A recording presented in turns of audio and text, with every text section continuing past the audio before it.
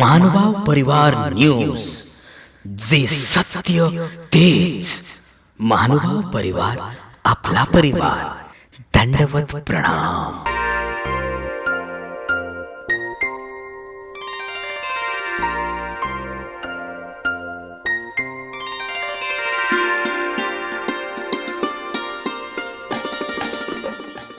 खारीफाटा तालुका देवळा येथे भव्य सत्संग सोहळा संपन्न. सर्वांना माझे सादर दंडवत प्रणाम.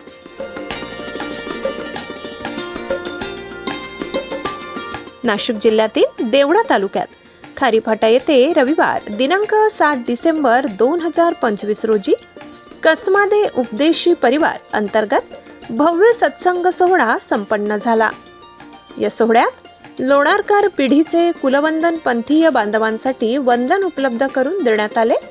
त्यामध्ये सर्वज्ञ श्री चक्रधर स्वामींच्या स्पर्शाने पवित्र असलेला पोफळ फोडणा म्हणजेच अडकित्ता वंदन करण्यात भाविकांनी मोठ्या प्रमाणात गर्दी केली होती. तसेच परमपूज्य महंत आचार्य श्री पाथरीकर बाबा जाडीचा देव बुलढाणा यांचे मधुरवाणीतून प्रवचन श्रवण करण्याचे भाग्य उपस्थित भाविकांना लाभले. या प्रसंगी परमेश्वर भक्तीसाठी ज्ञान महत्त्वाचे आहे. ज्ञान मिळविण्यासाठी सत्संग आवश्यक आहे.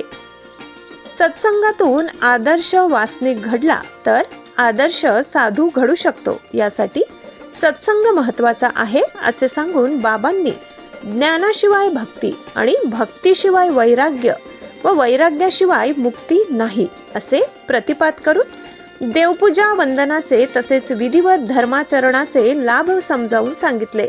तसेच महानुभाव पंथात अनुग्रह घेणे अत्यंत महत्त्वाचे असून अनुग्रह का घ्यावा याचे देखील सविस्तर निरूपण बाबाजींनी केले.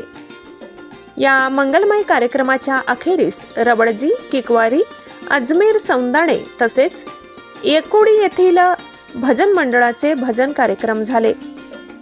या प्रसंगी देवळा, सटाणा, कळवण, मालेगाव व चाळीसगाव तालुक्यातील महानुभाव पंथीय उपदेशी बंधू भगिनी मोठ्या प्रमाणात उपस्थित होते. कार्यक्रमाच्या समाप्ती प्रसंगी पुढील सत्संग 4 जानेवारी 2026 रोजी विठेवाडी येथील दत्त मंदिरात होणार असल्याचे जाहीर करण्यात आले. तरी कसमादे परिसरातील उपदेशी बांधवांनी सदर सत्संग कार्यक्रमास मोठ्या संख्येने उपस्थित राहावे असे आवाहन विठेवाडी येथील सावडे परिवाराकडून करण्यात आले व कार्यक्रम समाप्त करण्यात आला.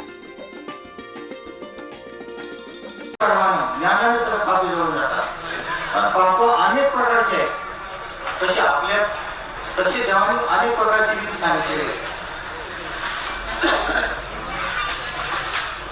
तिसरी गोष्ट,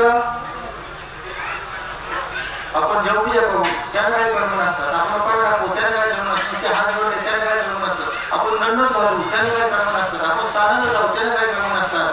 तिथं उत्पत्ती दाखवू त्याला काय कर्म नसतात. आरती बाबू त्याला काय चिंतन करू त्याला काय कर्म नसतं. असे अनेक कर्म नसण्याचा 11 विधी असू शकतात.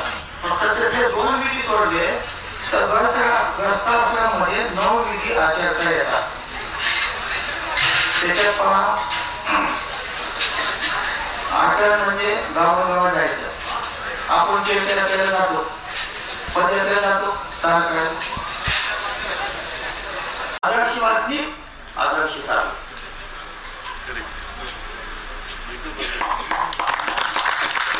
आदर्श वासनिक होण्यासाठी हा सत्संग आहे. आजच्या बातमीपत्रामध्ये इथेच थांबूया. पुन्हा भेटूया पुढील बातमीपत्रात. तोपर्यंत सर्वांना माझा दंडवत प्रणाम.